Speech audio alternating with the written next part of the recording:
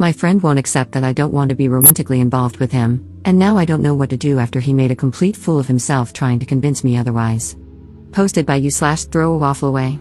I've had a very tough year with nearly every type of relationship in my life, romantic/intimate, familial, friendship, professional. You name it, it's blown up in my face. I've been to therapy. It wasn't great, but I'm trying my best to learn from it and not give in to avoidance and self-isolation. So that's the background. I, 24F, volunteer at an animal shelter several times a week, and there's a regular group that goes at the same time, all of whom are older than me. The closest one to my age is 28M.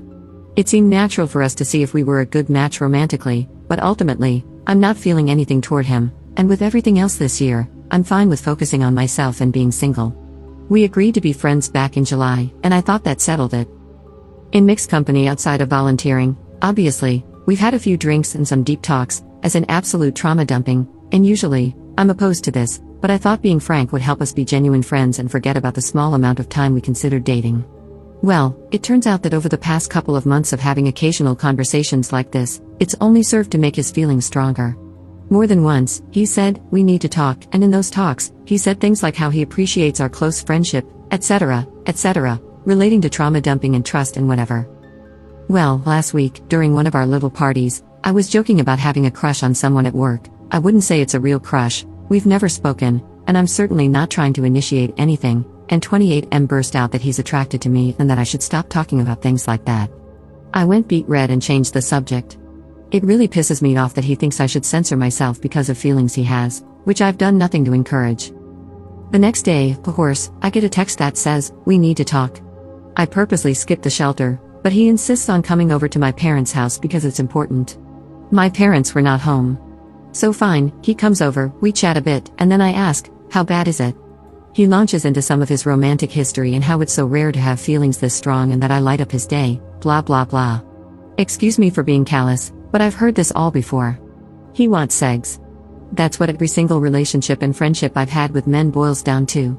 28M starts crying because I won't just force myself to be with him. I offer him a tissue, and he sniffs and asks for a band-aid instead because he fell earlier and scraped his knee. Oh my god, it probably sounds like I'm shaming him for being unmanly, but honestly, I don't care about gender. If anyone came to my house crying because they've known me for 3 months and started begging me to get over myself and F them, and then asked for a band-aid for the smallest scratch I've ever seen, I'd think they were pathetic.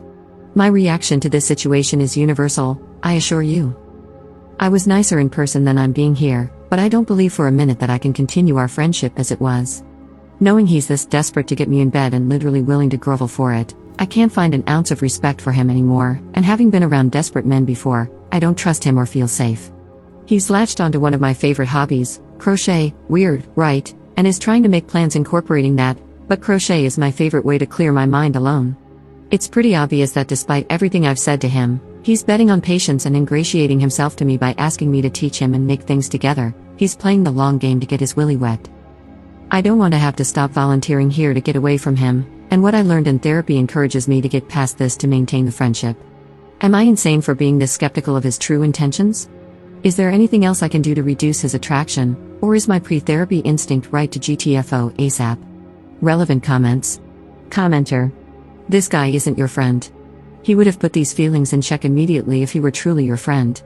He would have asked for distance while his feelings cooled down, anything but coming to you, begging for a relationship.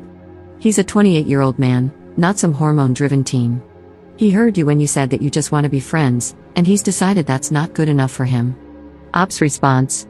That's the issue I have with the crying here. I'm all for men being vulnerable and stuff, but this felt extremely manipulative, though I can't imagine how that would make me want to rip my clothes off, Lamau.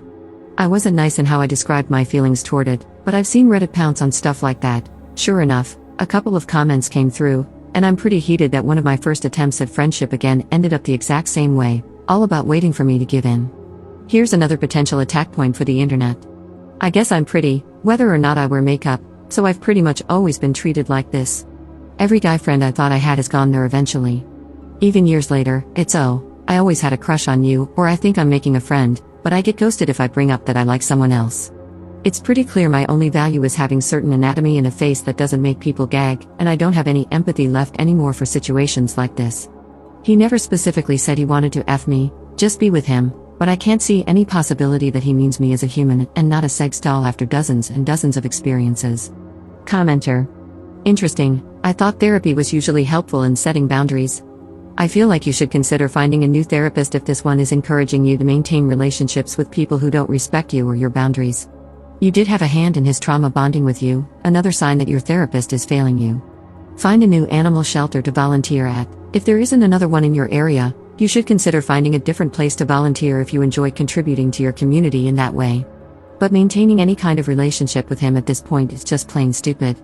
Ops response. Yeah, I learned pretty quickly after therapy that my exposures for social anxiety made everything worse. I'm avoidant as hell and have literally run away from situations I dislike, and this really expensive, famous program, I'm not kidding, people come from around the world, encouraged me to say yes to everything, and it made my mental health a lot worse. Update 4 days later. Unfortunately, there's more. Before I made my original post, I already had plans with a mixed group, including 28M. Before I dive in, I just want to thank everyone who shared their experiences with ill-informed therapy, social anxiety, boundaries, and struggles similar to mine. I wish I were in a place where I could trust my gut without outside input, but at least there are kind, encouraging people out there. Unfortunately, the other people canceled, not on purpose, things just fell apart on their end, and I ended up being alone with 28M. It was okay.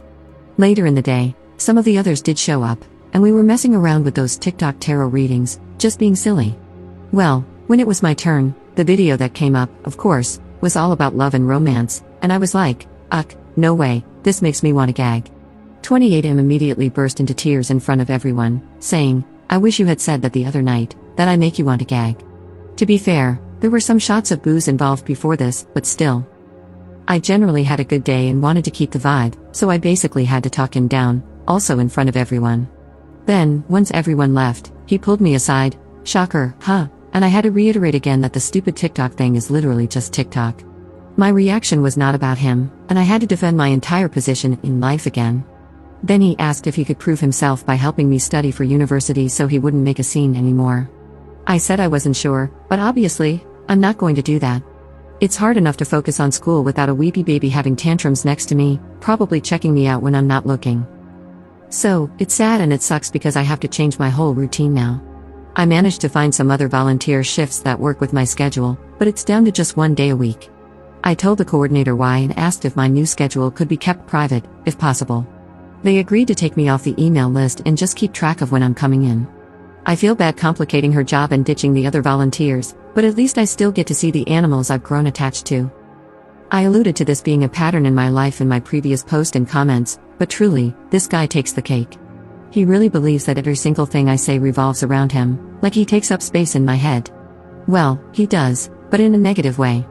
This week, things seriously escalated on his end, and I'm already tired of it. Surprise, 28M. I've actually lived an entire life without you, and I will continue to do so.